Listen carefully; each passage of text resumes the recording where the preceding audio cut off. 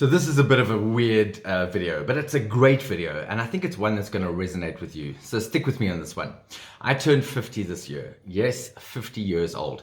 And I didn't think I was going to see 50. 3 times in my life, over the last 4 years, I've been told that I have a terminal cancer and that I'm not going to make it.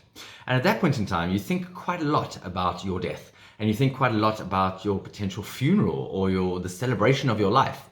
And one of my favorite movies, it's all-time favorite movies, is The Bucketlist.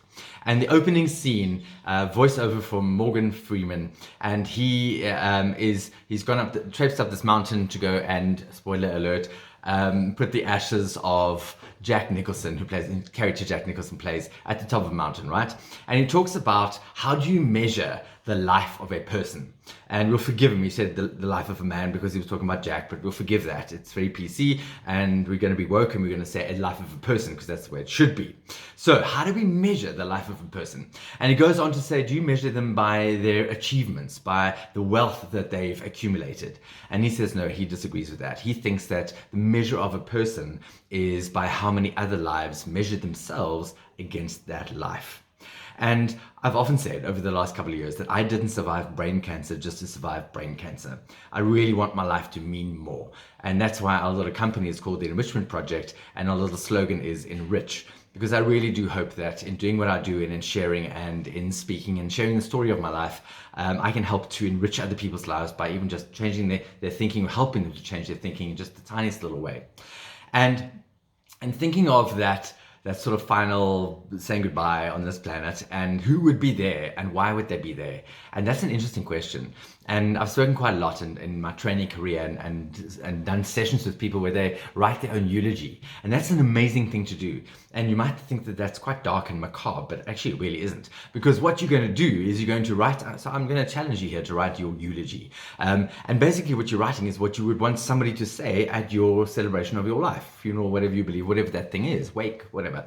And but you're not dead yet. So it really is a projection into the future of what you're hoping that somebody might just say about you in that moment when you are no longer here and you can't speak for yourself. So what you really are doing is creating this idea of goals and aspirations because you want to get to that place. I think there are very few of us right now who would write a eulogy that would be really happy and say, well, I've done everything I wanted to do. I've influenced all the lives I've wanted to influence. I've enriched the lives I've wanted to enrich. My girls have got the best they could possibly get of their dad. Deborah, my partner, has got the very best of me. I've given her everything I could. Certainly not. And what would that be? So here's a cool thing, right? In playing this out, I came up with, in fact, many years ago, in fact, before I even got cancer. And here's another spoiler alert. If you're still around in my life when I do breathe my last breaths on this planet, you will be invited to the celebration of my life in one way or another. And we've learned that virtually we can do this. So what's going to play at my celebration of life is one of my favorite pieces of music. It's Pachelbels canon in D major, and I love it a lot. And the reason I love it a lot, I will explain to you. So for those of you who don't know it, I'm going to play the original version.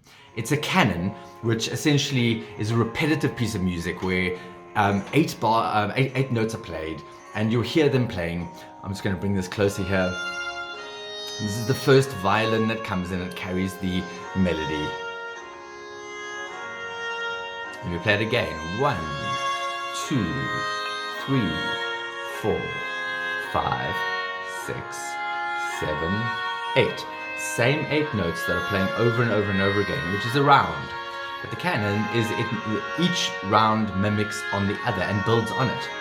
So the music gets more and more complicated as we go through. It gets more and more melodramatic, and it gets more colorful.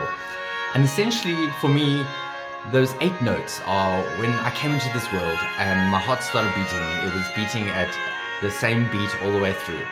And then when all the people came into my life, they brought in this beautiful music. And eventually, and I'm not going to play all of it to you, you can go and find it, Pachelbels canon in D major, and try and look for the original version. So this is carried by the harpsichord. It's all string instruments. So first violin comes in, second violin, cello. And you'll hear the music builds up and just gets more and more complex and more rich.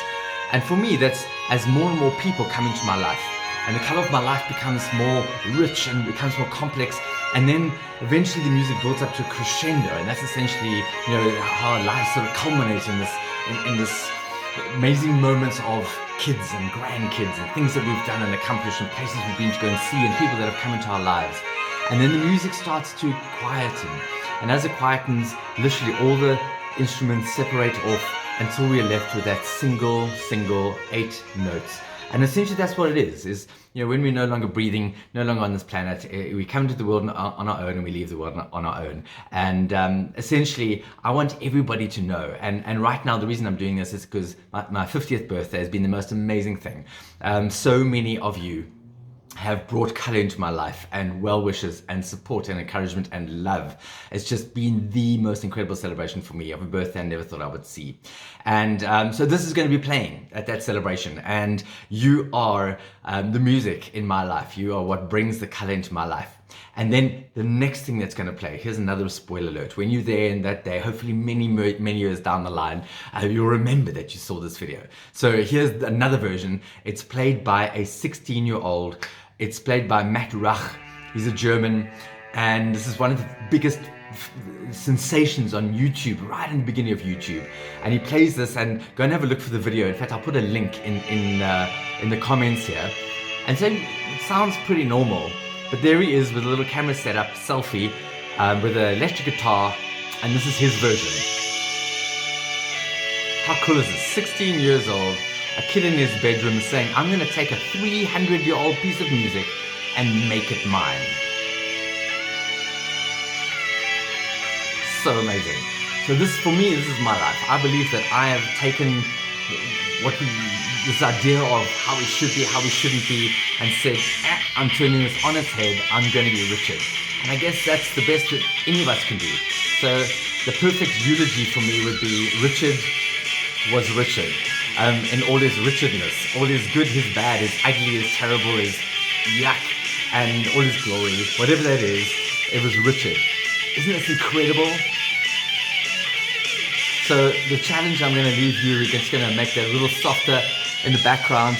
The challenge I want to leave you with this video is that for what remains of your life from this day, make it yours. You can take this piece of music that was written already with eight different notes and the richness of you can make of it whatever you want to, because it's yours to make. And I think that was one of the gifts of cancer, is the gift of authenticity, in that when somebody tells you you're going to die, you no longer have to be anything for anybody else. You never have to play the music the way it was meant to be played. You can play it the way you want to play it, and nobody should be telling you that you're going to die for that to happen for you.